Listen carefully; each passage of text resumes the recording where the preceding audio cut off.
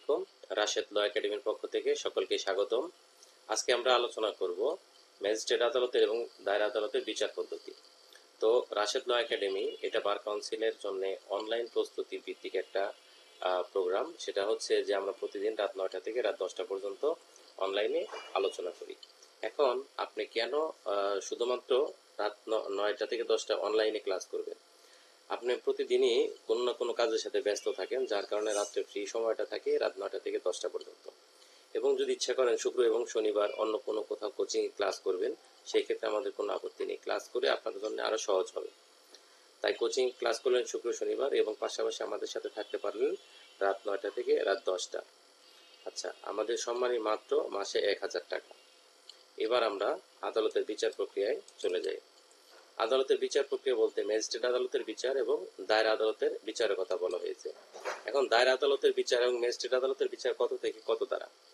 Magistrate আদালতের বিচার বলেছে 241 থেকে 249 দ্বারা এবং দায়রা আদালতের বিচার বলছে 265 ক থেকে 265 ঠ পর্যন্ত। আচ্ছা, আমরা দেখি ম্যাজিস্ট্রেট আদালতের বিচারটা একটু দেখি যে ম্যাজিস্ট্রেট আদালতের বিচারে বলছে 241 থেকে 249 কি আছে? তাহলে 241 আছে নিম্নলিখিত পদ্ধতিগুলো অনুসরণ করবে। কি পদ্ধতি অনুসরণ করবে এখন আমরা সেই বিষয়গুলো দেখতেছি। 241 গতে এসে বলছে ম্যাজিস্ট্রেট মামলার নথি এবং দাখিলকৃত যাবতীয় কাগজপত্র বিবেচনা করে বাদীর এবং আসামির জবানবন্দি গ্রহণ করবে। এখন গ্রহণ করার সময় সে মামলার নথিগুলো দেখবে এবং অভিযোগ যদি ভিত্তিহীন মনে হয় তাহলে আসামিকে সে কি দিবে? অব্যাহতি দিবে। আর অব্যাহতির ইংরেজি কি? ডিসচার্জ। এবার যদি অভিযোগটা সত্য মনে হয় তাহলে কি করবে? অভিযোগ সত্য মনে হলে তার বিরুদ্ধে অভিযোগ গঠন করবে। তার বিরুদ্ধে কি?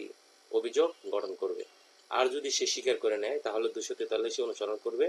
243 দোষ স্বীকারের ভিত্তিতে তাকে দণ্ড দিতে পারবে। আচ্ছা, যখন 243 দোষ স্বীকার করলো না তখন কি রূপ হবে?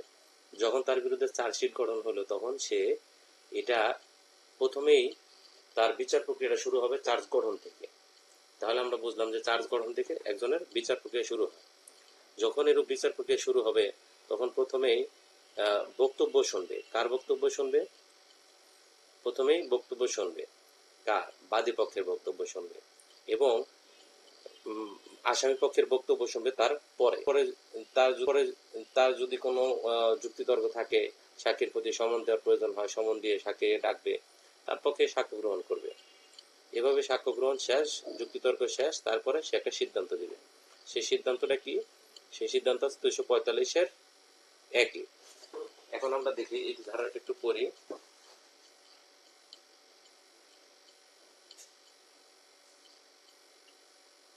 245 একে বলছে যে যদি সে তার বিরুদ্ধে আনিত অভিযোগটি সত্য না হয় তাহলে সে কি? খালাস পেয়ে যাবে।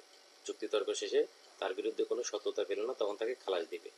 আচ্ছা, এখন যদি তার বিরুদ্ধে কোনো দোষ প্রমাণ হয়, তাকে যদি 339 বিধান অনুসারে অগ্রসর না হয়, তার মানে অন্য কোথাও যদি ট্রান্সফার করার প্রয়োজন না পড়ে, সেই যদি বিচার করে তাহলে সেই দণ্ড দিতে পারবে।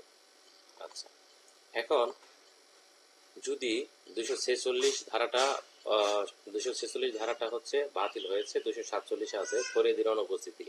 এখন যে লোকে বিচার ডাকলো সেই লোকে যদি অনুপস্থিত থাকে, যে লোক নালিশ করলো সেই লোক যদি অনুপস্থিত থাকে, হ্যাঁ, তাকে সমন দেওয়া হয়েছে, যদি সেই লোক অনুপস্থিত থাকে তাহলে কি করবে?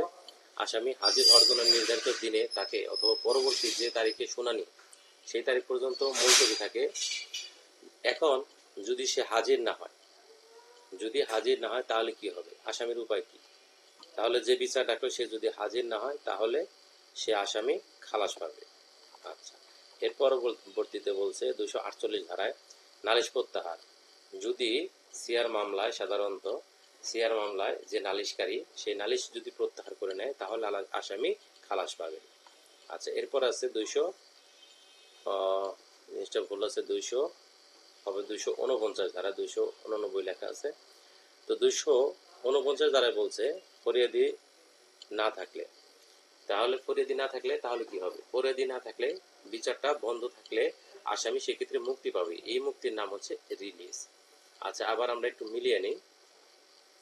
241 ক সাথে আছে অব্যাহতি, এটার সাথে দায়রা আদালতের মিল আছে। 265 গ শুনানি হবে এবং সেই সময়ে অব্যাহতি দরখাস্ত করবে সে অব্যাহতি পেতে পারে।